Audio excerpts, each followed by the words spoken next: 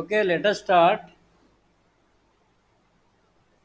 నిన్న మనం 1935 యాక్ట్లో ఉన్నటువంటి ముఖ్యమైన అంశాలన్నీ కూడా చెప్పుకున్నాం. All we have discussed about 1935 act, the government of India act 1935.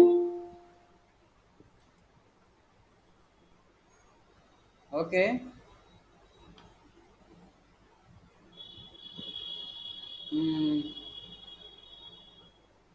1935లో highlights ఒక రెండు మూడు పాయింట్స్ ఎవరైనా చెప్పగలరా?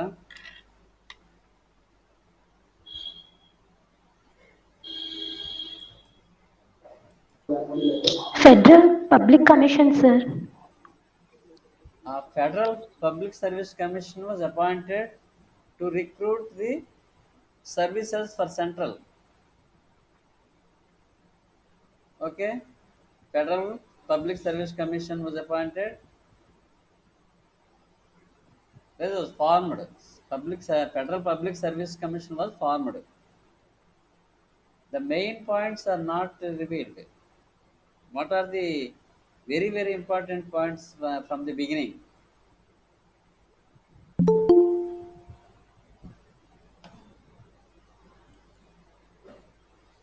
From the beginning, ఏంటి రాష్ట్రాలకు స్వయం ప్రతిపత్తి అది వదిలేస్తే ఎలా?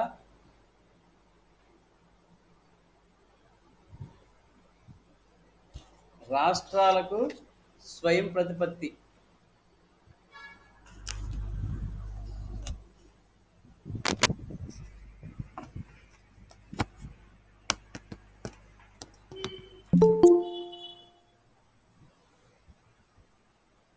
రాష్ట్రాలకు స్వయం ప్రతిపత్తి అది వదిలేస్తారు. ఆల్ ఇండియా ఫెడరేషన్ వదిలేస్తారు. అయితే ఆల్ ఇండియా ఫెడరేషన్ అనేది 1935 యాక్ట్లో ప్రతిపాదించారు, కానీ అది never never came in to force. అది అమల్లోకి రాలేదు. అంటే స్వదేశీ సంస్థానాలని, బ్రిటిష్ పాలిత ప్రాంతాలని రెండింటినీ కలిపి అఖిల భారత సమాఖ్య ఏర్పాటు చేయాలని 1935 యాక్ట్ ఎన్విసేజ్డ్ దిస్ పాయింట్. కానీ స్వదేశీ సంస్థానాల తర్వాత కలిసి రాలేదు. They rejected this offer. They wanted to remain independently. The princely states decided to remain independently. They did not want to join with the British states. Means presidencies: Madras Presidency, Bombay Presidency, Calcutta Presidency. These were the British controlled and British ruling states. The remaining princely states wanted to remain independently. వాళ్ళు all India ఫెడరేషన్లో కలవలేదు. అది రాసుకోండి. అంటే 1935 యాక్ట్లో ప్రతిపాదించినట్టుగా, అంటే all India federation ఏర్పాటు చేయాలని ప్రతిపాదించారు కదా, ఈ ప్రతిపాదన మాత్రం అమల్లోకి రాలేదు. మిగతావి ఇంప్లిమెంట్ అయ్యాయి. రాష్ట్రాలకి స్వయం ప్రతిపత్తి ఇవ్వడం జరిగింది. ఆ పాయింట్ రాసుకోండి. All India federation never came in to force. ఎప్పుడు అది అమల్లోకి రాలేదు.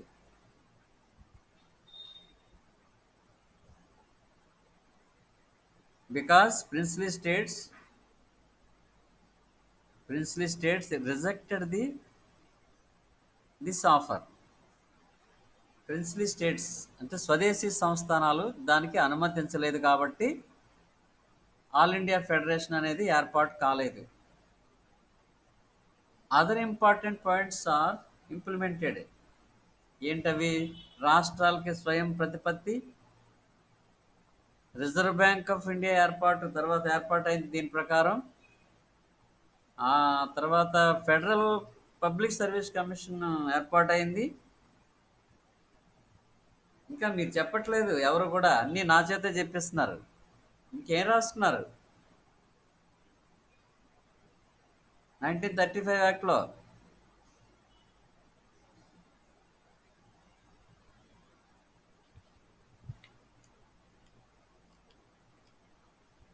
చెప్పండి.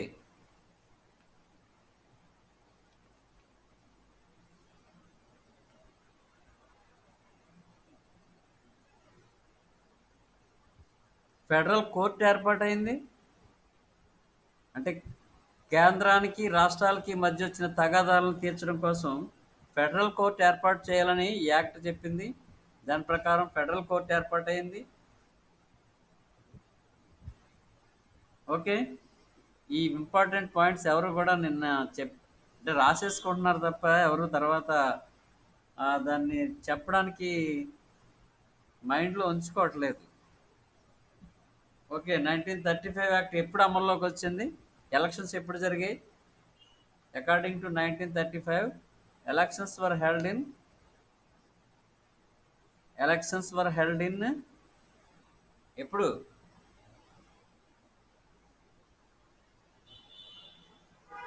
ఎలక్షన్స్ ఎప్పుడు నిర్వహించారు? 1937. 1937. దాంట్లో 7 స్టేట్స్ కాంగ్రెస్ గవర్నమెంట్ ఫామ్ చేసింది. అంటే కాంగ్రెస్కి మంచి మద్దతు లభించింది. ఎలక్షన్లో ఎక్కువ స్థానాలు వచ్చాయి. 7 రాష్ట్రాల్లో సొంతంగానే ప్రభుత్వాన్ని ఏర్పాటు చేసుకుంది. మరొక 2 రాష్ట్రాల్లో కాంగ్రెస్ మద్దతుతో వేరే ప్రభుత్వాలు ఏర్పాటయ్యన్నాను. ముస్లిం లీగ్ ముస్లిం లీగ్ దారుణంగా ఓడిపోయింది ఈ ఎలక్షన్స్లో. ఇది మహమ్మద్ అలీ జిన్నాకి చాలా కోపకారణం అవుతుంది. దీన్ని బ్రూట్ మెజారిటీ ఆఫ్ కాంగ్రెస్ అంటాడు. ఆ టైంలో బ్రూట్ మెజారిటీ అని వ్యంగ్యంగా అంటాడు. 1937లో జరిగిన ఎన్నికల్లో ముస్లిం లీగ్ కేవలం పంజాబు, బెంగాల్లో గవర్నమెంట్ ఏర్పాటు చేసింది. అది కూడా వేరే పార్టీల సహకారంతో ఏర్పాటు చేసిందని నేను చెప్పాను. Muslim League formed governments in 2 states, Punjab and Bengal. In Punjab Unionist Party సహకారంతో అక్కడ ప్రభుత్వాన్ని ఏర్పాటు చేసింది. బెంగాల్లో కృషక్ ప్రజా పార్టీ సహకారంతో అక్కడ గవర్నమెంట్ ఏర్పాటు చేసింది. సో ముస్లిం లీగ్ దారుణంగా ఈ ఎలక్షన్స్లో వెనకబడిపోయింది. సో దీన్ని మహమ్మద్ అలీ జిన్నా మరింత రెచ్చగొడతాడు.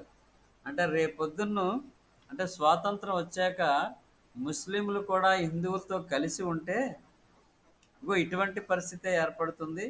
ముస్లింలకి సరైనటువంటి స్థానాలు రావు, ప్రభుత్వంలో సరైన గుర్తింపు ఉండదు.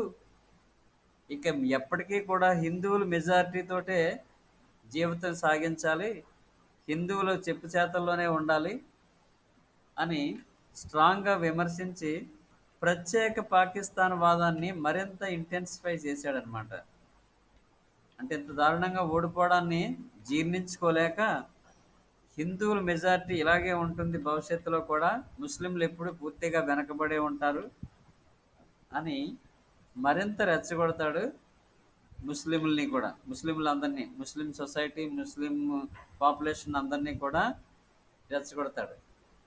సో ఎనీహౌ 7 స్టేట్లో Congress, 2 states with the support of Congress and other remaining 2 states, Punjab and Bengal, came under the ruling of Muslim League. Okay, 1939 September 1st. It's very important year and date in the history of humankind. చరిత్ర చదువుకున్న స్టూడెంట్స్గా 1939 September 1st అంటే మీకు ఏం గుర్తొస్తుంది? Any one of you? 1939 September 1st is an important date in the history of humankind. What is the importance of the date? Any one of you?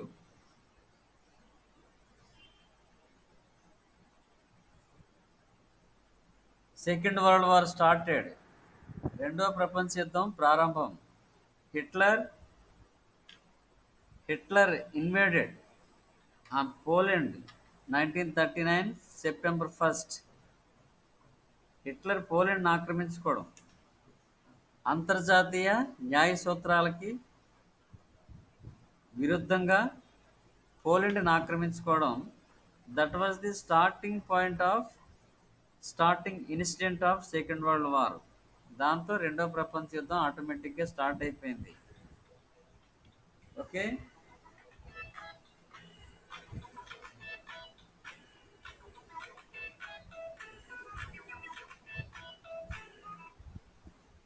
Okay, second world war start అయినప్పుడు axis powers మూడు గురించి చెప్పాను.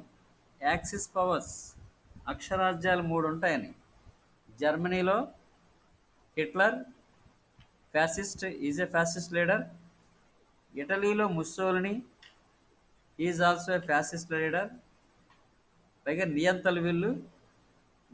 Japan, జపాన్లో military government ఆ టైంలో పనిచేస్తుంది. జపాన్లో military government అధికారంలో చక్రం తిప్పుతుంది.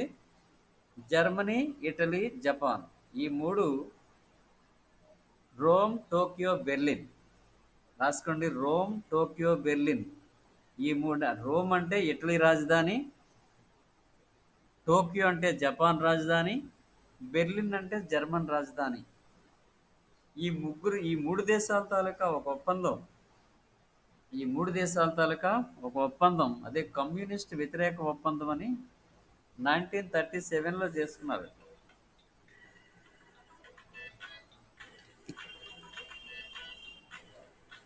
ఓకే, ఆ పాయింట్ రాసుకోండి.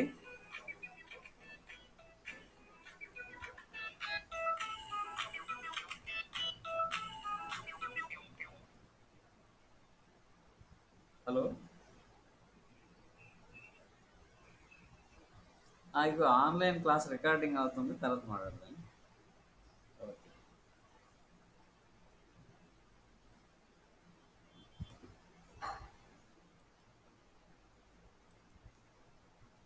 ఓకే, రాసుకున్నారా? 1937 రోమ్, బెర్లిన్, టోక్యో ఒప్పందం ఎగెనెస్ట్ ది కమ్యూనిజం. కమ్యూనిస్ట్ వ్యతిరేక ఒప్పందం 1937. కమ్యూనిస్ట్ వ్యతిరేక ఒప్పందం.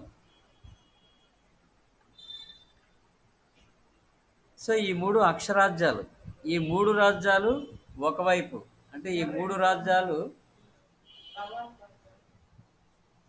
మూడు రాజ్యాలు ప్రపంచ దేశాలను కబలించాలని, అంటే విశాల సామ్రాజ్యవాదంతో, మితిమీరిన స్వార్థంతో ఈ మూడు దేశాలు ఒకటిగా అయ్యి పొరుగు రాజ్యాల మీద ఆక్రమణ స్టార్ట్ చేస్తే, అలా ఆక్రమణలు ఎప్పుడైతే స్టార్ట్ అయ్యాయో, ఇగో ఇది 1939 సెప్టెంబర్ 1న పోలాండ్ మీద దాడి చేశాడు. దాంతో రెండో ప్రపంచ యుద్ధం మొదలవుతుంది. అయితే అంతకుముందే హిట్లర్ 1938లో, అంటే 1938 ఆస్ట్రియాను ఆక్రమించుకున్నాడు. తర్వాత చెకోస్లోవేకియాను ఆక్రమించేసుకున్నాడు 39లో. అదే సంవత్సరం సెప్టెంబర్ 1 పోలాండ్ను కూడా ఆక్రమించుకున్నాడు. దాంతో సెకండ్ వరల్డ్ వార్ స్టార్ట్ అయింది. ఈ మూడు రాజ్యాలు ఒకవైపు, జపాన్, జర్మనీ, ఇటలీ ఈ మూడు రాజ్యాలు ఒకవైపు, మిగతా ఐక్యరాజ్యాల కూటమని 26 దేశాలు ఐక్యరాజ్యాల కూటమిగా ఏర్పడ్డాయి. 1942లో ఏర్పడ్డాయి. సో ముందు మాత్రం ఈ మూడు రాజ్యాలు ఒకవైపు, బ్రిటన్, ఫ్రాన్సు, రష్యా, తర్వాత స్వీడన్, నార్వే, చాలా దేశాలు, బెల్జియం, హాలండ్, ఈ దేశాలన్నీ ఒకవైపు, ఈ మూడు దేశాలు ఒకవైపు. ఇది second world war 1939 to 1945. 6 years. The war continued for 6 years, from 1939 to 1945. It was ended in 1945 September 2nd. September 1ని స్టార్ట్ అవుతుంది, సెప్టెంబర్ 2nd ఎండ్ అవుతుంది 1945. ఓకే, ఇది సెకండ్ వరల్డ్ వార్. అంటే అది ఇప్పుడు ఎందుకు చెప్పుకుంటున్నామంటే, సెకండ్ వరల్డ్ వార్కి ఇండియన్ నేషనల్ మూవ్మెంట్కి ఇక్కడ లింక్ ఉంది. ఇండియన్ నేషనల్ మూవ్మెంట్కి సెకండ్ వరల్డ్ వార్కి there was a link between national movement of India and second world war.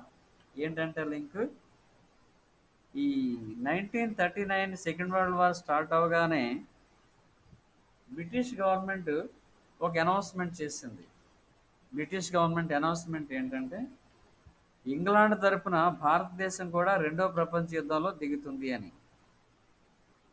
ఏంటది? ఇంగ్లాండ్ తరపున సెకండ్ వరల్డ్ వార్లో భారతదేశం కూడా పాల్గొంటుంది. అంటే ఇండియన్ గవర్నమెంట్ లేదా India will support the Britain the war against the axis powers in second world war అని ఎప్పుడైతే announcement చేశాడో, కాంగ్రెస్, ఇండియన్ నేషనల్ కాంగ్రెస్ లీడర్స్కి, నేషనల్ మూవ్మెంట్ లీడర్స్ అందరూ కూడా ఒకసారిగా అసంతృప్తి చెందారు. ఎందుకంటే without consulting any any member of the Indian National Congress, without consulting any one in India, ఏ ఎవరితోటి, ఏ భారతీయుడితోటి, ఏ కాంగ్రెస్ లీడర్ తోటి ఎటువంటి సంప్రదింపులు లేకుండా భారతదేశం రెండో ప్రపంచ యుద్ధంలో బ్రిటన్ సపోర్ట్ చేస్తూ యుద్ధంలో దిగుతుంది అని ప్రకటించడం తప్పది. ఎవరిని సంప్రదించి ఇండియా రెండో ప్రపంచ యుద్ధంలో పాల్గొంటుందని నువ్వు చెప్పావు అని కాంగ్రెస్ పార్టీ పూర్తిగా దీన్ని వ్యతిరేకించింది, అనౌన్స్మెంట్ని. Oh India will not support the British, అసలు మమ్మల్ని సంప్రదించకుండా మీరు ప్రకటించడం తప్పు, అయినా మీకెందుకు సపోర్ట్ చేయాలి, will not support you in the second world war అని కాంగ్రెస్ నిర్ద్వంద్వంగా ప్రకటించేసింది వి విల్ నాట్ సపోర్ట్ అని. సపోర్ట్ చేయడం మానేశారు సరికదా,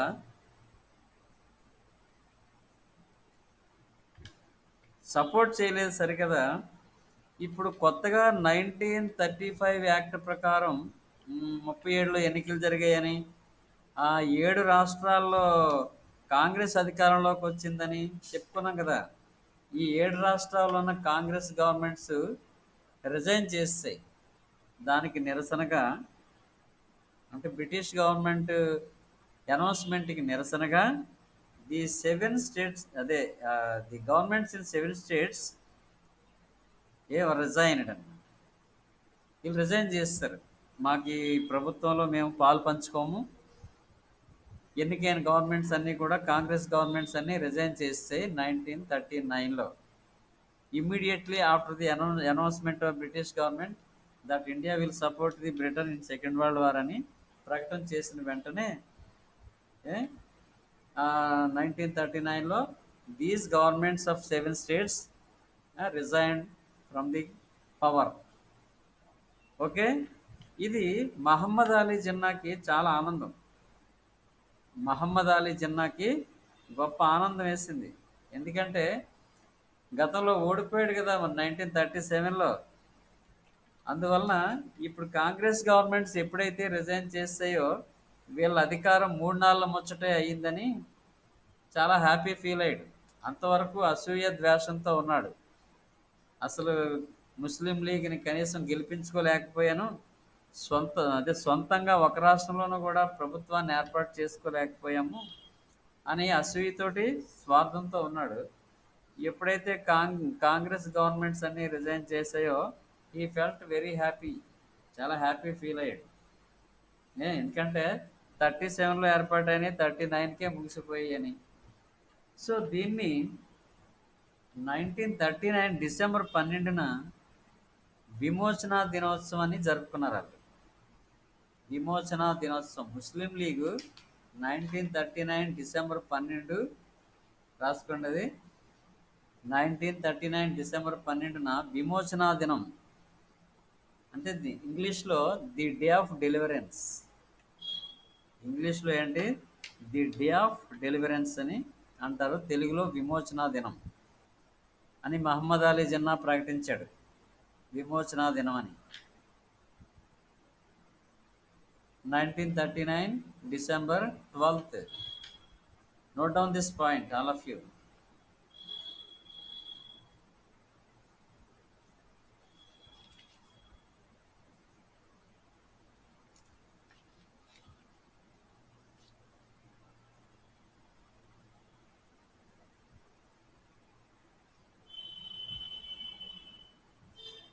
The day of deliverance.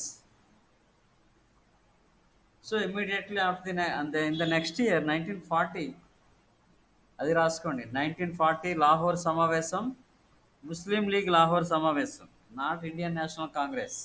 1940లో Muslim League annual conference in Lahore. 1940లో లాహోర్ సమావేశంలో ముస్లిం లీగు ప్రత్యేక పాకిస్తాను ధ్యేయమే మా పార్టీ విధానం, ప్రత్యేక పాకిస్తాన్ ఏర్పాటు ముస్లిం లీగ్ తాలూకా ప్రధాన లక్ష్యం అని తీర్మానం చేసింది అధికారికంగా. Officially declared the objective of Muslim League is to attain independence as a separate state. ప్రత్యేక దేశం ఏర్పాటు, అది పాకిస్తాన్, ప్రత్యేక పాకిస్తాన్ ఏర్పాటని అధికారికంగా 1940లో Muslim League announced. That is two nation theory.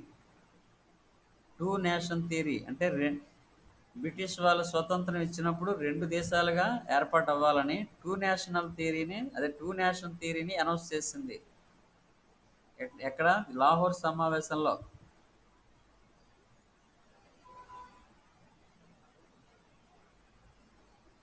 హిందువులు ముస్లింలు ప్రధానంగా రెండు మతాలకు చెందినవారని, వీరి మధ్య సామరస్యత కుదరదని, ఒకవేళ కలిసి ఉంటే హిందువుల మెజారిటీ పీపుల్ హిందువులు కాబట్టి మెజారిటీ రూలింగ్లో ముస్లిం లీగు లేదా ముస్లింలు చాలా చాలా కష్టాలు పడాల్సి వస్తుందని, ఎప్పటికైనా సరే హిందువులే మెజారిటీలో ఉంటారు కాబట్టి వాళ్ళ ప్రభుత్వమే ఇప్పుడు ఏర్పాటు అవుతుంది. ముస్లింలు ప్రభుత్వాన్ని ఏర్పాటు చేయలేరు ఎప్పటికీ కూడా, ఎందుకంటే మైనారిటీ పీపుల్ కాబట్టి. ఇక ఎప్పటికైనా సరే హిందూ పాలనలోను కాంగ్రెస్ పాలనలోను ముస్లింలు నష్టపోవలసిందే. అందువలన ఎట్టి పరిస్థితుల్లో కూడా మేము ఇండియాలో కలిసి ఉండము, సెపరేట్ పాకిస్తాన్ మాకు కావాలి. ముస్లింల రక్షణ కోసం, ఇస్లాం రక్షణ కోసం మేము విడిపోయి తీరుతామని two nation theory announced at the Lahore conference in 1940 Lahore conference. Note down this point.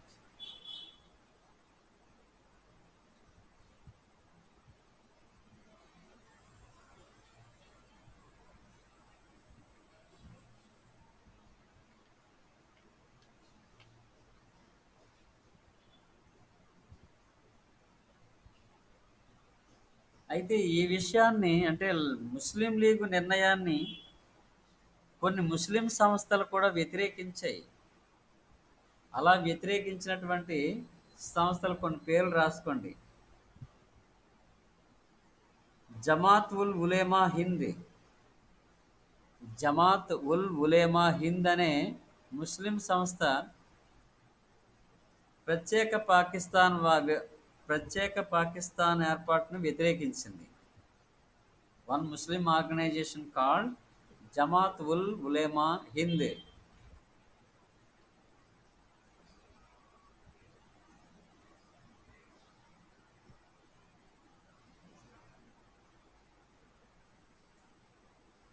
Jamaat ఉల్ ఉలేమా హింద్ అనే ముస్లిం సంస్థ ప్రత్యేక పాకిస్తాన్ వాదాన్ని వ్యతిరేకించింది. ముస్లిం లీగ్ తీర్మానాన్ని కూడా వ్యతిరేకించింది. ప్రత్యేక పాకిస్తాన్ ఏర్పాటు ముస్లిం లీగు లాహోర్లో తీసుకున్నటువంటి ఈ నిర్ణయాన్ని ఈ సంస్థ వ్యతిరేకించింది. మీకు కాంపిటేటివ్ ఎగ్జామ్లో పనికొస్తుంది. అంటే జనరల్గా ముస్లిం సంస్థలు అన్నీ అటే సపోర్ట్ చేస్తాయి అనుకుంటాం, కానీ ముస్లిం సంస్థలు కూడా కొన్ని కాంగ్రెస్తో వెన్నంటి ఉండి టూ నేషన్ థియరీని వ్యతిరేకించిన ముస్లిం ఆర్గనైజేషన్స్ ఉన్నాయి. అందరూ కలిసి ఉండాలని కోరుకునే సంస్థలు కూడా ఉన్నాయి. Okay, next Khudai Khidmatgars. వీళ్ళు కూడా ఖుదాయ్ ఖిద్మత్గార్స్ ఖాన్ అబ్దుల్ గఫర్ ఖాన్ తాలూకా అనుయాయులు, సర్వెంట్స్ ఆఫ్ గాడ్ అన్నమాట వీళ్ళు. ఖుదాయ్ ఖిద్మత్గార్స్ అనేవాళ్ళు the followers of Khan Abdul Ghaffar Khan. వీళ్ళు కూడా వ్యతిరేకించారు టూ నేషన్ థియరీని, రెండు దేశాల సిద్ధాంతాన్ని ఖుదాయ్ ఖిద్మత్గార్స్ కూడా వ్యతిరేకించారు.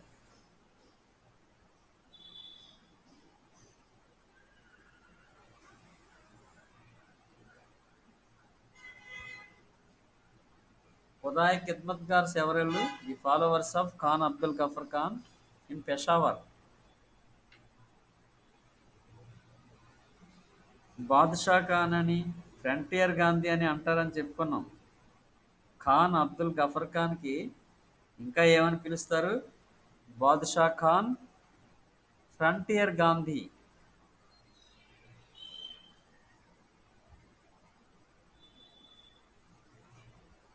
బాదుషా ఖాన్, ఫ్రంటియర్ గాంధీ అని ఈ ఖాన్ అబ్దుల్ గఫర్ ఖాన్ని పిలుస్తారు. ఇతని ఫాలోవర్స్, ఇతని అనుయాయులు ఖుదాయ్ ఖిద్మత్గార్స్. వీళ్ళు ఉప్పు సత్యాగ్రహం టైంలో ఈ శాసనోల్లంఘనోద్యమంలో పాల్గొన్నారని చెప్పాను. అప్పుడు ఉప్పు సత్యాగ్రహం టైంలో 1930లో ఈ ఖుదాయ్ ఖిద్మత్గార్స్ గాంధీ గారి పిలుపుని అందుకొని ఈ సివిల్ డిజోబీడియన్స్ మూమెంట్లో చాలా యాక్టివ్గా పార్టిసిపేట్ చేశారు ఈ ఖుదాయ్ ఖిద్మత్గార్స్.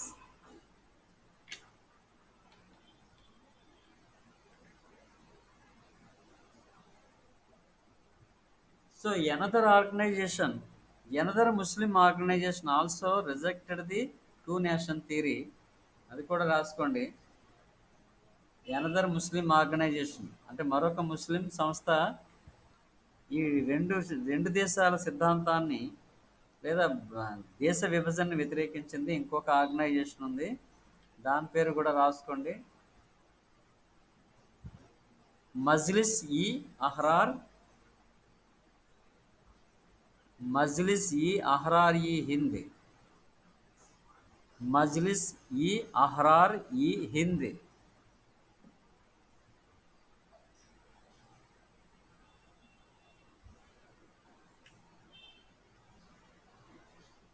మజ్లిస్ ఈ అహ్రార్ ఈ హింద్ అనే ముస్లిం సంస్థ కూడా rejected the partition of India, opposed the idea of partition of India.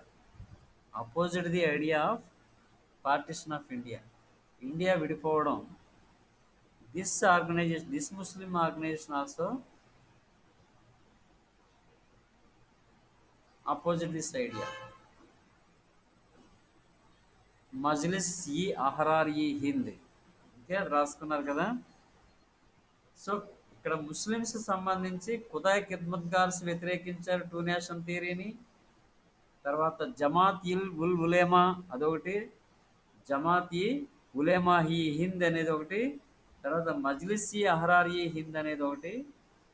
ఈ మూడు కూడా ముస్లిమ్స్ ఆర్గనైజేషన్స్ అయినప్పటికీ కూడా these three organisations opposite the idea of partition of India, దేశ విభజనని ఇవి కూడా వ్యతిరేకించాయి. అంటే ముస్లిం లీగ్ తీర్మానాన్ని వ్యతిరేకించినటువంటివి. ఓకే, నెక్స్ట్ 1940 ఆగస్ట్ ఆఫర్ రాసుకోండి. 1940 ఆగస్ట్ ఆఫర్.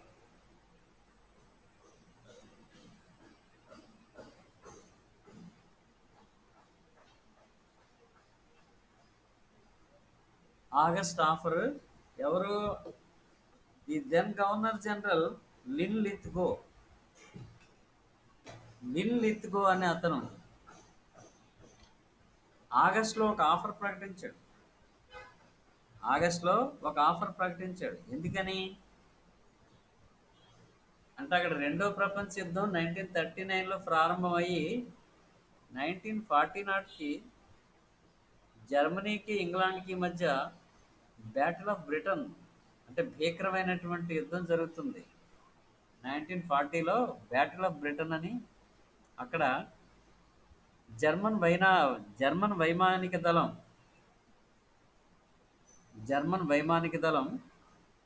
ఇంగ్లాండ్ వైమానిక దళానికి మధ్య బాంబుల వర్షం కురుస్తూ ఉంటుంది. వాళ్ళు వీళ్ళ మీద, వీళ్ళు వాళ్ళ మీద. ఈ జర్మనీ సైనికులు ఎయిర్ క్రాఫ్ట్స్ ద్వారాగా బాంబుల వర్షాన్ని కురిపిస్తారు లండన్ మీద. దాన్ని ధీటుగా ఎదుర్కొంటూ ఇంగ్లాండ్ కూడా పోరాటం చేస్తుంది.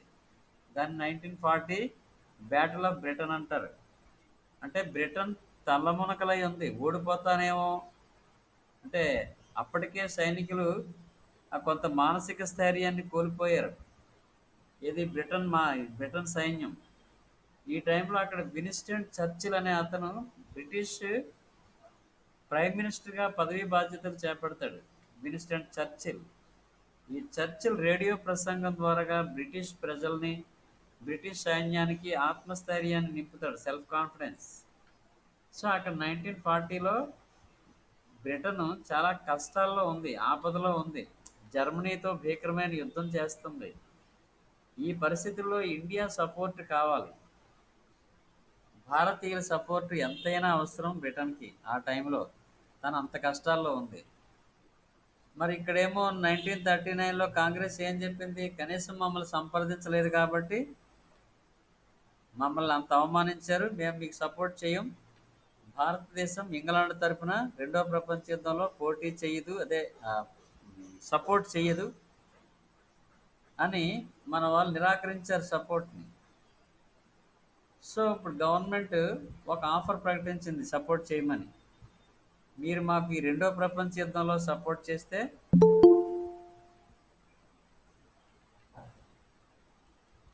మీరు మాకు రెండో ప్రపంచ యుద్ధంలో సపోర్ట్ చేస్తే మీకు కొన్ని రాయితీలు ఇస్తాం, మీకు కొన్ని రాయితీలు ఇస్తామని లిన్ లిత్గో ప్రకటిస్తాడు. దాన్నే ఆగస్టులో ప్రకటించాడు.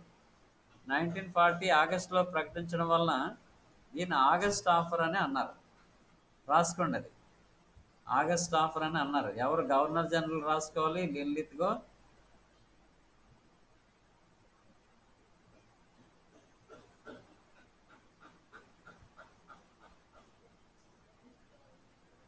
డొమినియన్ స్టేటస్ ఇస్తామని, ఒకటి డొమినియన్ స్టేటస్ ఇస్తామని, స్వయం పాలన. డొమినియన్ స్టేటస్ అంటే స్వయం పాలన ఇస్తామని, ఒక రిప్రజెంటేటివ్ బాడీ సహకారంతో భారతీయులకి ఆఫ్టర్ వార్, యుద్ధం తర్వాత రాజ్యాంగ పరిషత్తుని ఏర్పాటు చేస్తామని, అంటే రాజ్యాంగాన్ని రచించడానికి భారతీయులకి సెపరేట్గా రాజ్యాంగ పరిషత్తుని ఏర్పాటు చేయడం జరుగుతుందని పాయింట్స్ రాసుకోవాలి.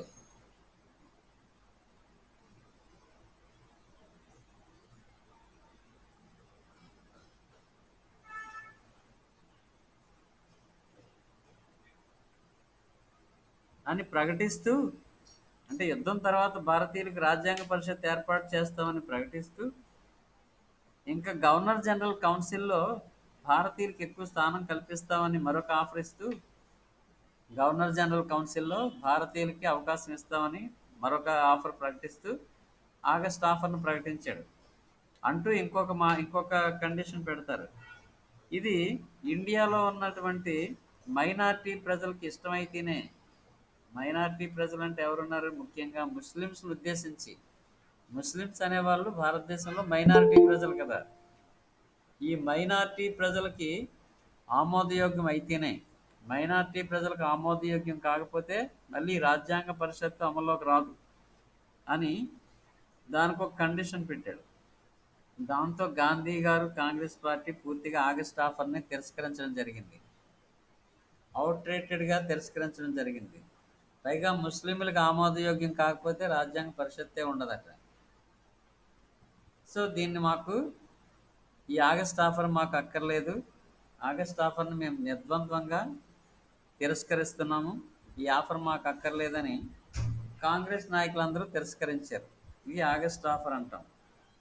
సో ఆ తర్వాత 1940లోనే ఈ ఆగస్ట్ ఆఫర్ను తిరస్కరించిన తర్వాత గాంధీ గారు ఇండివిజువల్ సత్యాగ్రహాన్ని స్టార్ట్ చేశారు. ఇండివిజువల్ సత్యాగ్రహ రాసుకోండి, అంటే వ్యక్తిగత సత్యాగ్రహం అనుకుంటా తెలుగులో. ఇంగ్లీష్లో ఇండివిజువల్ సత్యాగ్రహ స్టార్ట్ చేశాడు 1940లో. Note down this point.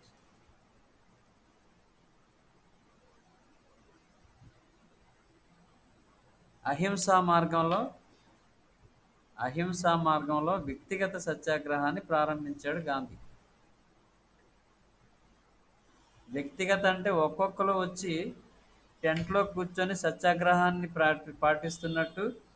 ఇది ఒక సింబాలిక్, అంటే బ్రిటిష్ గవర్నమెంట్కి వ్యతిరేకత తెలియజేస్తూ, నిరసన తెలియజేస్తూ, ఇది ఒక సింబాలిక్గా ఇది ఉపయోగపడుతుందని ఇది 1940లో ఈ ఇండివిజువల్ సత్యాగ్రహాన్ని స్టార్ట్ చేయడం జరిగింది.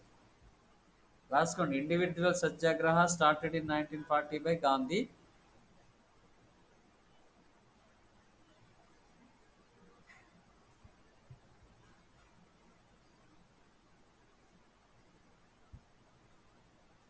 ఫస్ట్ ఇండివిజువల్ ఎవరంటే ఫస్ట్ ఇండివిజువల్ వినోబా భావే. గాంధీ గారి పిలుపునందుకొని మొదటి వ్యక్తిగత సత్యాగ్రహి ఎవరంటే వినోబా భావే.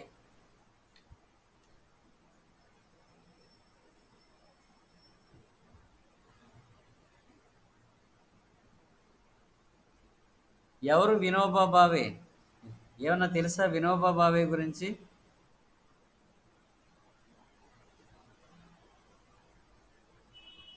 ఎవరు వినోబా భావే?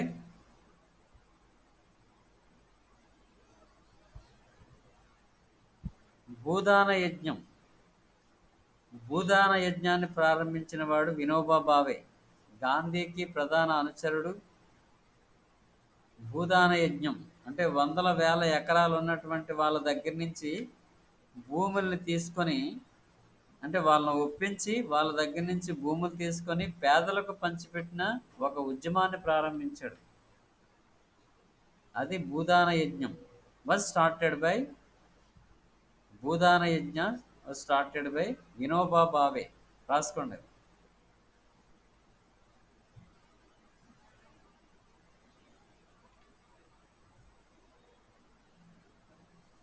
అంటే ఒక వ్యక్తి పేరు వినగానే అతనికి సంబంధించినటువంటి ఒక ముఖ్య సంఘటన గుర్తు రావాలి, ఎవరైనా కానీ.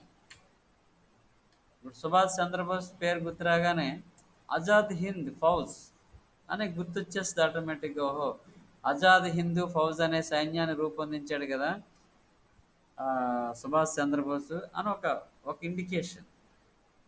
జవహర్లాల్ నెహ్రూ అనమాట పంచశీల రూపశిల్పి, అలీన విధానాన్ని రూపశిల్పి, మొదటి ప్రధాని భారతదేశానికి. అలా కొన్ని వాళ్ళ రిలేటెడ్, వాళ్ళకి ఆ పేరుకి సంబంధించినటువంటి కొన్ని ముఖ్య సంఘటనలు అనేవి ఆటోమేటిక్గా గుర్తు రావాలి.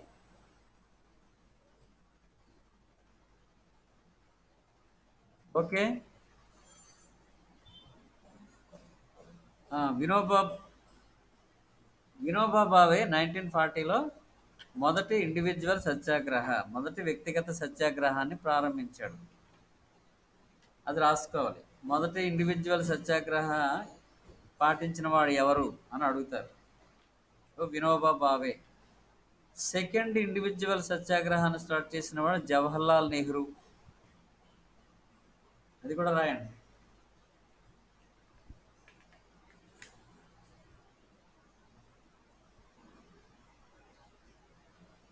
మూడవ ఇండివిజువల్ సత్యాగ్రహి బ్రహ్మదత్. బ్రహ్మదత్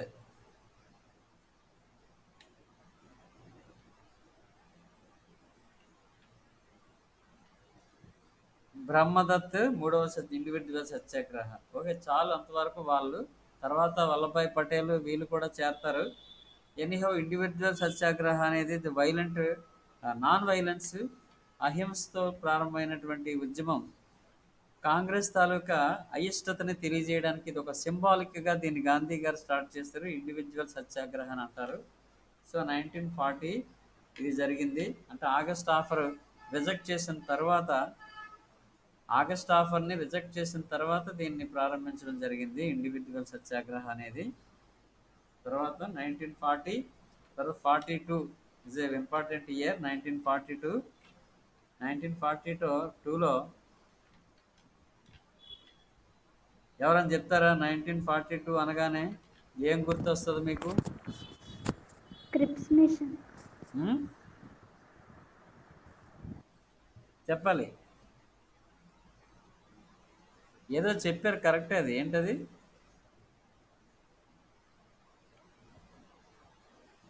1942లో జరిగినటువంటి ముఖ్య సంఘటన ఏంటది ఇండియన్ నేషనల్ మూమెంట్లో?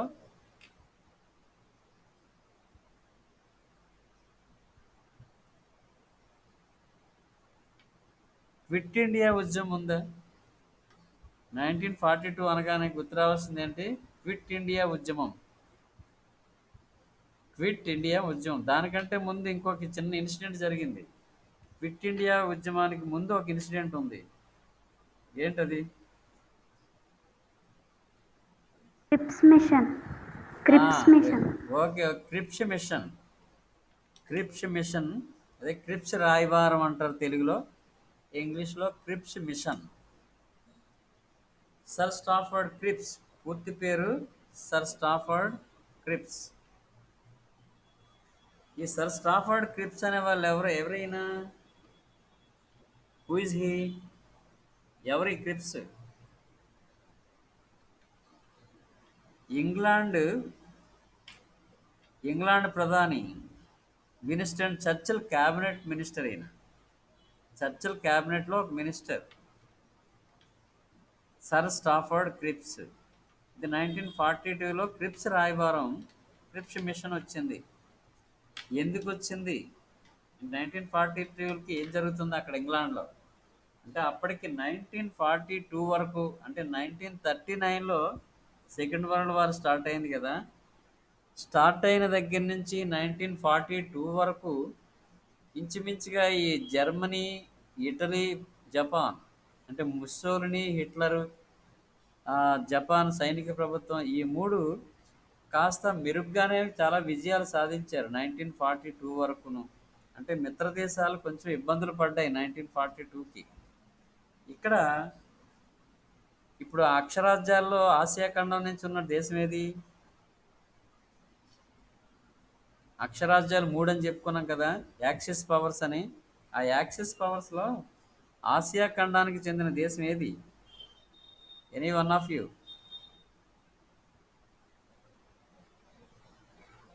ఆ మూడు దేశాల్లో ఆసియా ఖండానికి చెందిన దేశం ఏది?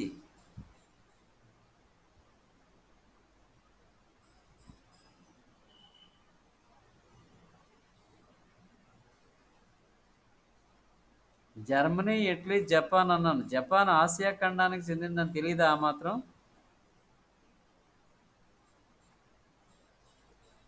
ఆసియా ఖండానికి చెందిన దేశం జపాన్ అనే సంగతి తెలియదా మీకు? ఓకే.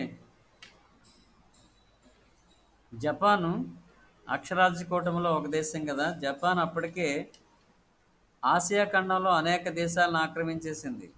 ఉదాహరణకి బ్రిటన్కి చెందినటువంటి మలేషియా, సింగపూరు, హాంకాంగు, ఈ మూడు బ్రిటన్ తాలూకా వలసలు. భారతదేశం కూడా బ్రిటన్ వలసే. భారతదేశం కూడా బ్రిటన్ దేశానికి చెందిన వలసే కోర్స్. కానీ ఇంకా ఇండియా దగ్గరికి వచ్చింది ఇది జపాన్ ఇంతవరకు వచ్చింది అనుకోండి. అంతకంటే ముందు జపాను మలేషియాను ఆక్రమించేసింది, సింగపూర్ను ఆక్రమించేసింది. తర్వాత డచ్ వారి వలస అయినటువంటి ఇండోనేషియాను ఆక్రమించేసింది జపాన్. డచ్ వారి తాలూకా వలస ఏదది? ఇండోనేషియా. దాన్ని కూడా ఆక్రమించుకోవడం జరిగింది. ఈ వియత్నాం ప్రాంతం, ఈ ఇండో చైనా అంటాం, ఈ వియత్నాం దాన్ని కూడా ఆక్రమించుకోవడం జరిగింది. ఓకే. వియత్నాంని, ఇండోనేషియా, మలేషియా, సింగపూరు, హాంకాంగు, వీటినన్నిటినీ ఆక్రమించి ఇక భారతదేశం మీదకి దండయాత్రకి స్టార్ట్ అయింది జపాన్. విశాఖపట్నం మీద కూడా బాంబులు వేయడం జరిగింది. రెండో ప్రపంచ యుద్ధ కాలంలో విశాఖపట్నం మీద కూడా బాంబులు జపాన్ వేసింది. అంటే ఇండియాని కూడా ఆక్రమించుకోవడానికి ఇక రెడీ అయిపోయింది. ఎందుకంటే ఆ అటుపక్కున్న రాజ్యాలన్నీ కూడా జపాన్ అధీనంలోకి వస్తాయి. జపాన్ నుంచి ఇండియాకి మధ్యలో ఉన్నటువంటివన్నీ కూడా, all the countries between Japan and India came under the control of Japan. Japan అండర్లోకి వచ్చాయి ఇవన్నీ కూడా.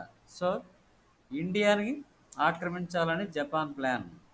సో ఇండియా అనేది ఆ, అనేక వనరులు ఉన్నటువంటి లాభసాటి వలస ఇది. బ్రిటన్కి అన్ని వలసలు ఒక ఎత్తు అయితే, ఇండియా ఒకటే ఒక ఎత్తు. అంటే భారతదేశం నుంచి అంత రిసోర్సెస్ అన్నీ కూడా ఇంగ్లాండ్కి వెళ్ళిపోతుండేవి. భారతీయ సంపద అంతా కూడా ఇంగ్లాండ్కి వెళ్ళిపోయేది. అంటే ఇంగ్లాండ్ లాభపడింది ఎక్కువగా భారతదేశం నుంచే. సో భారతదేశాన్ని లాస్ అవ్వడం అనేది ఇంగ్లాండ్కి ఎట్టి పరిస్థితుల్లోనూ ఇష్టం ఉండదు. ఎట్టి పరిస్థితిలోనైనా సరే ఇండియాని రక్షించుకోవాలి. ఇండియాని కోల్పోతే సగం బలం తగ్గిపోయినట్టే బ్రిటన్కి. సో దీన్ని ఎట్టి పరిస్థితుల్లోనైనా కాపాడుకోవాలని, ఎందుకంటే జపాన్ మరి ఇండియా బార్డర్ సిటీస్ మీద బాంబులు స్టార్ట్ చేసింది. ఫర్ ఎగ్జాంపుల్ విశాఖపట్నం మీద కూడా బాంబులు స్టార్ట్ అయ్యి చెప్పాను కదా. సో ఈ పరిస్థితుల్లో ఇండియాని రక్షించుకోవడం కోసం, అంటే ఇండియన్ ప్రజలను రక్షించుకోవడానికి కాదు, ఈ భారతదేశ లాభసాటి అయినటువంటి భారతదేశం అనే వలసని రక్షించుకోవాలనే ఉద్దేశంతో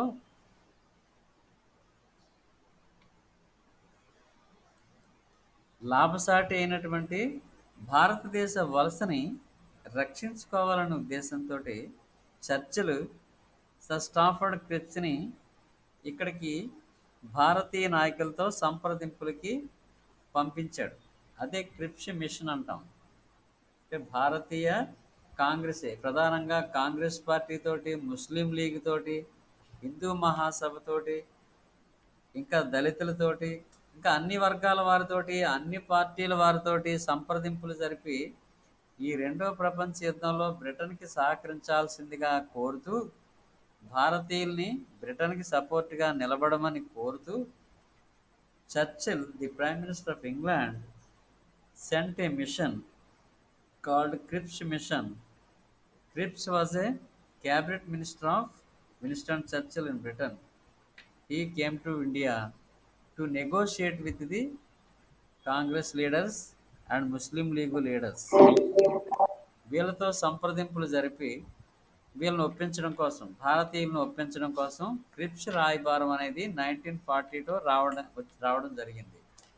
మీరు యాక్చువల్గా ఏంటంటే క్రిప్స్ రాయబారం 1942 వచ్చాడు, క్రిప్స్ రాయబారం విఫలమైంది అని సింపుల్గా చదివేసుకుంటారు. కానీ దానికి ఇన్ని కారణాలు ఉన్నాయి. అంటే ఆగస్ట్ ఆఫర్ను తిరస్కరించిన తర్వాత వాళ్ళు ఊరుకోలేదు కదా, కొద్ది కాలం ఊరుకున్నారు. 42 నాటికి పరిస్థితులు మరింత దిగజారిపోయాయి కాబట్టి ఇంగ్లాండ్లో మళ్ళీ రాయబారానికి వచ్చారు భారతీయుల్ని సహకరించమని. They wanted the support of India in second world war. దానికోసం క్రిప్స్ రాయబారం వచ్చింది. అయితే ఈ